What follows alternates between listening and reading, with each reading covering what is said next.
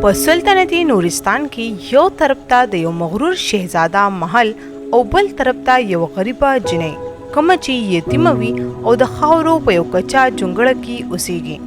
خو قسمت هغوی دواړه یو بل سره داسې وتړي چې د ټول سلطنت قسمت بدل شي. نوره یوه ډیره زیاته ښکلې رحمدله او محنتي جنۍ وي. هغه همیشه په خپل محنت یقین ساتي او په حلاله طریقه ځان لا رزق ګټي. خو د هغې ژوند کې ډېر زیات غمونه وي او همیشه څه نه څه سختۍ سره هغه مخ وي. خو هغه همیشه په الله توکل کوي او خپل محنت جاري ساتي او تمه صرف د الله نه ساتي. نوره هر ورځ سهار وختي ځنګل ته ځي او په ځنګل کې مختلف ګلونه راشکوي او د هغه ګلونو نه ګلدستې جوړوي او هغه محل ته د خرڅولو دپاره وړي او چې کمی پیسې هغې ته ملاویږي په هغې ځان لا د خوراک څیزونه کور ته راوړي. د نوره کور کچوي او په باران او په خراب موسم کې هغه ډیر په سخته کې وي. خو نوره بالکل همت نه بایلي او خپل محنت جاري ساتي. یوه ورځ نوره د ځنګل نه ګلونه راوشکوي او محل ته راشي. د محل باغبان هغې له دینارونه ورکړي او د هغې نه ګلونه واخلي. خو هر کله چې هغه محل ته لاړه شي او په هغه محل کې د شهزادګانو کپړو د سرو زرو کالو او هغوی سره خادمانو ته ګوري نو هغه دا سوچ کوي چې کاش ما سره هم دولت وي نو ما به د غریبانو مدد کړی وی. نوره په دې سوچونه کې وي او چې د محل نوکران او نور خلک هغه ویني نو هغې پسې مزاقې او خنداګانې شروع کړي. څوک د هغې کپړو او څوک د هغې پیزارو پسې مزاقې کوي او څه خلک هغې ته ځنګلي جنۍ وایي. او چې کله هم نوره محل ته ورشي نو ټول خلک وایي چې ځنګلي جنۍ راغله. او شهزاده سلمان کوم چې ډیر زیات مغروره وي دا سوچ کوي چې صرف مالداره او دولتمند خلک د عزت قابل وي او د هغو په زړه کې د غریبو خلکو دپاره بالکل څه همدردي نه وي. یوه ورځ چې نوره په محل کې ګلونو کې مصروفه وي نو شهزاده سلمان د خپلو ملګرو سره د هغې خوا کې تیریږي. هر کله چې د هغه نظر په نوره ولګي نو هغه وخاندي او د هغې خوا لا راشي او هغې ته وایي چې ځنګلي جنۍ ته بیا راغلې. نوره هغه ته وایي چې جهان پناه ما تاسو دپاره د ځنګل نه نوي او تازه ګلونه راوړي دي. شهزاده په خندا شي او هغې ته وایي چې تاسو غریب خلک هم عجیبه یې.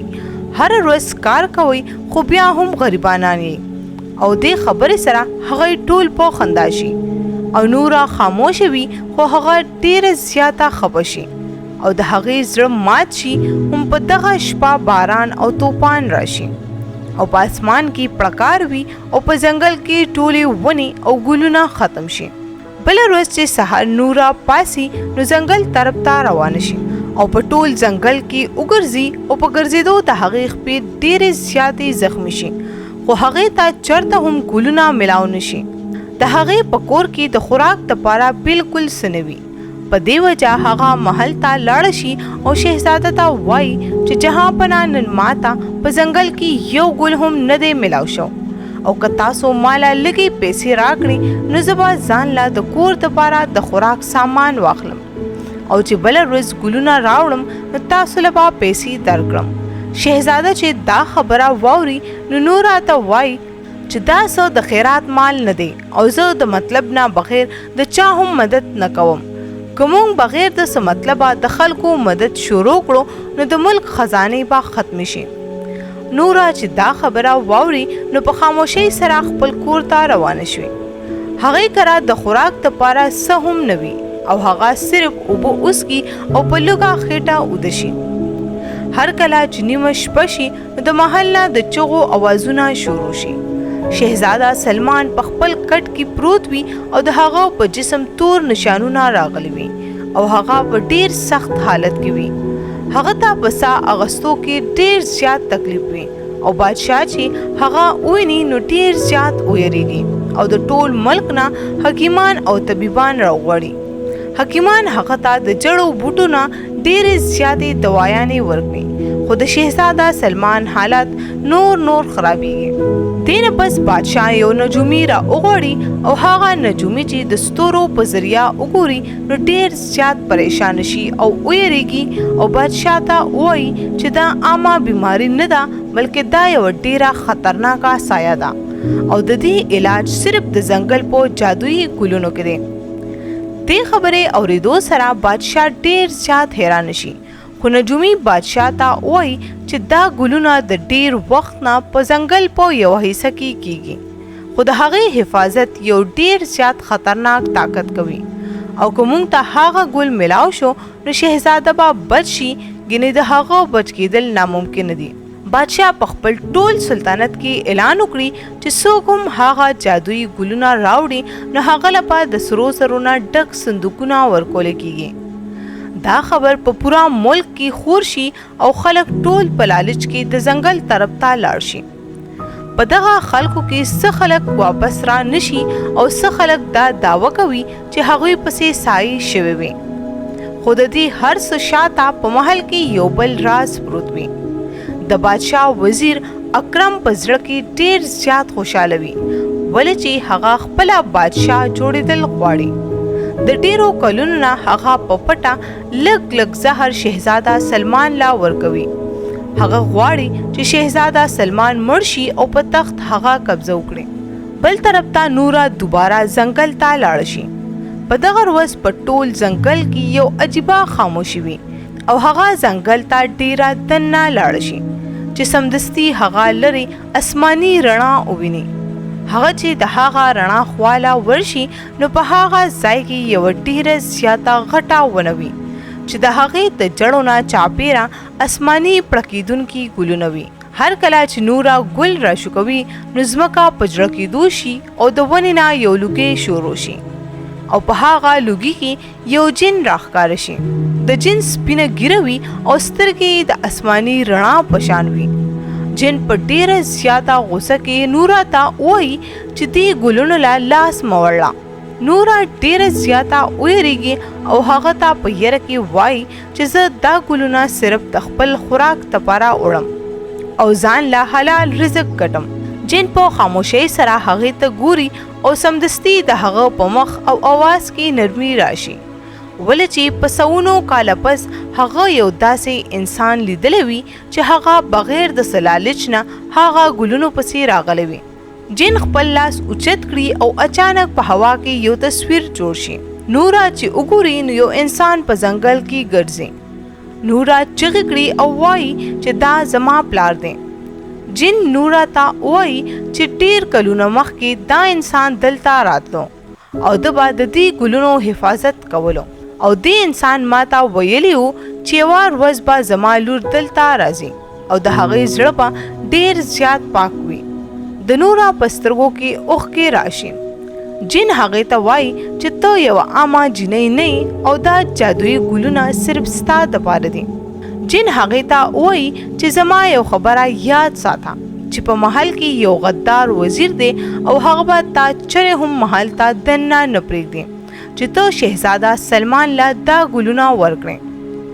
اچانک په ځنګل کې خطرناک اوازونه شروع شي او په تورو کپړو کې څه خلک راشي کوم چې د وزیر سپایان وي. نورا چې هغوی وویني نو ویریږي او د هغه ځای نه وتښتي. سپایان هغې پسې منډې وهي چې په دې کې په ټول ځنګل کې تیاره شي او ونې په خوځېدو شي. جن خپله جادویي لښته ځمکې له راواچوي چې په دې سره ټولې ونې د وزیر سپایان قید کړي. نورا منډه کړي او اخره کې محل ته ورسي. وزیر چې نورا په محل کې وویني نو چغې شروع کړي او وایي چې دا جنۍ غلا او دوکهبازه ده او دا قید کړي. خو بادشاه هغې له اجازت ورکړي او نورا شهزاده سلمان خواله ورشي.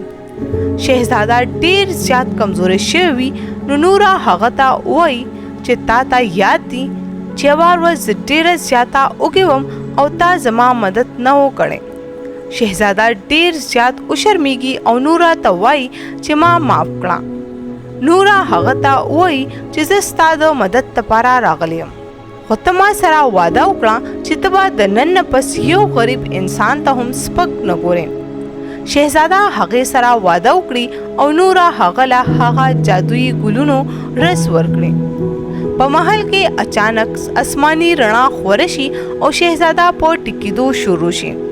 همدغه دوران کې د وزیر د کپړو نه تور لوګي شروع شي او نجومي چغې کړي چې همدا غدار دی. سپاهیان وزیر گرفتار کړي او د هغه د کمرې نه زهر او جادویي څیزونه راوباسي. بادشاه هغه ته وایي چې تا زما د زوی د مړولو کوشش کړی دی او وزیر په قیدخانه کې قید کړي.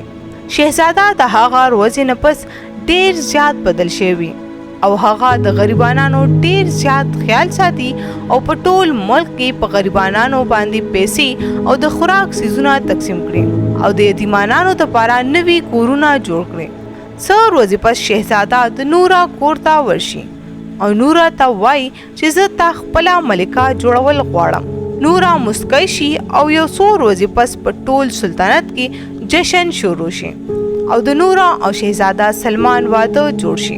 د هغې واده ډیر په خوشحالۍ سره وشي او یوه ورځ چې نورا په خپله بالکوني کې ولاړه وي او څنګه وګوري نو د ونو په منځ کې هم هغه جن ولاړ وي.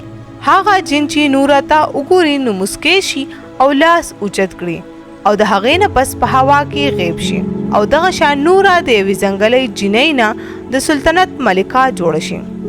ګرانو کتونکو که چېرې ستاسو زموږ دا ویډیوګانې خوښیږي نو زموږ دا چینل ځان سره سبسکرایب کړئ، دا ویډیو لایک او شیر کړئ چې زموږ را روانې ویډیوګانې تاسو ته په اسانه ملاویږي. شکریہ.